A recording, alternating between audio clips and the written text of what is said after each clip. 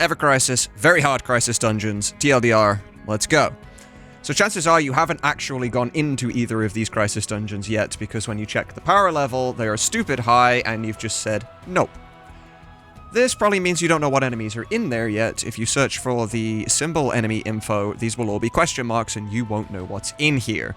So that is what today's video is going to be about, as well as the fact that these go away in 9 days.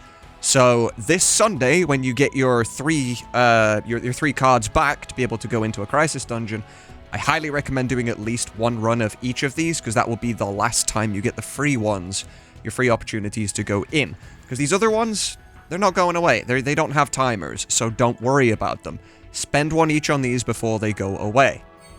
Now, if we go in and we have a look at the enemies that are in here, everything is weak to lightning.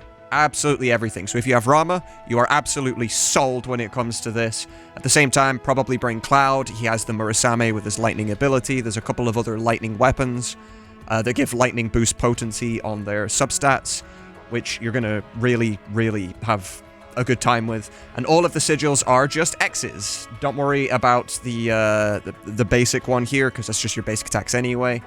And Moth Unit, you'll be fighting those first, in fact, so they won't even have a thing to break anyway, and it'll be totally fine.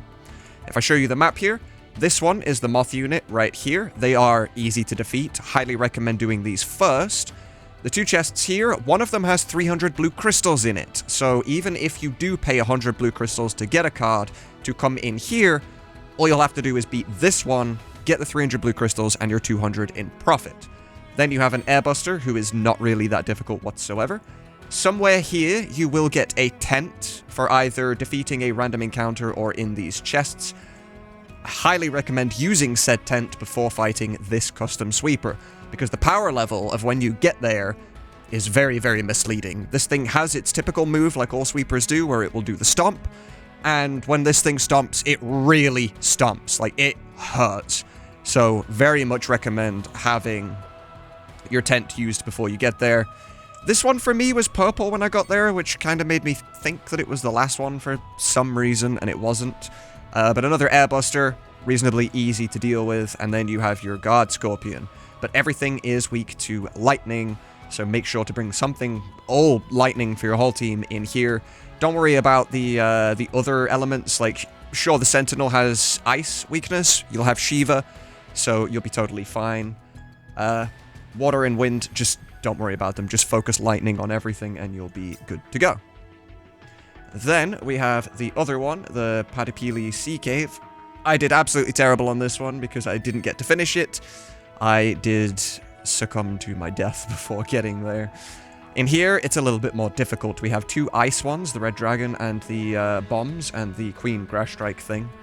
Then we have these two, the Scorpion and the Gallon Balor, which is fire-based, and then the Specimen is the final boss, who is not weak to anything. But quite a few enemies here will poison you, so I highly recommend bringing the Healing Asuna Poison, because you cannot get any of the trance abilities that just make you poison resist. They do not exist in here, so make sure to bring poison resist. So you'll have Shiva for these two, that'll be totally fine. You'll have Ifrit for these two, you'll be totally fine. The sigils are just the circle sigils, so you'll be totally fine there. That's only one materia per person, a healing Asuna per person. And I highly recommend bringing the Healing Wind on Aerith if you do use her, if she is a main in your party. So Healing Wind, Ifrit, and Shiva, because you won't need Rama in this one anyway. If you have Rama unlocked, you will be... I would like to say you'll be totally fine, but this thing absolutely demolished me. So, we'll see what happens. If we go to our map, you have a choice at the beginning of two enemies. The Guard Scorpion here is weak to fire, and the Grass Strike is weak to ice. So whichever you are best with, leave that one until second. Because what you can do is kill the one that is more difficult for you when it has a lower power level, go through, find a random encounter here somewhere. You can come out here, you can walk up, get this chest. Before doing anything, you'll get a random encounter. It'll help boost your limits a little bit. When you have your limits higher, go and fight the one that is more difficult for you. Then move on to this one over here, which is the dragon, which is weak to ice. You'll be able to get a chest back here. Come back. This is the thing that killed me, the Gallon Balor. Yeah, he just absolutely demolished me. For some reason, when I was doing this particular run, my party is Aerith, Zack, and Glenn, and every single enemy just hard-focused Glenn, just the entire time. I had to revive him twice. Revive being, you know, he dies in a fight, and then I win said fight, and he comes back with 1 HP, and it just made my life an absolute nightmare. If I had more of these and I was willing to spend crystals on them, I'd do a couple runs just to make sure, like, is that actually a thing? Do they target the person in the middle? And if so, then build magic defense or defense on that person.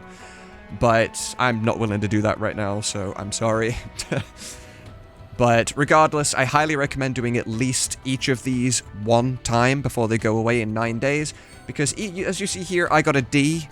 Even getting a D, I still got 100, 200, 300, 350, 400 crisis medals, which is enough for 8 of the mithril that's in the shop, which I have now bought out and completed.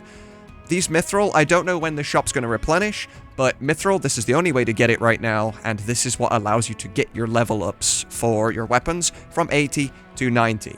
So make sure this is what you focus when you're in here, and then you can buy a breach materia if you choose.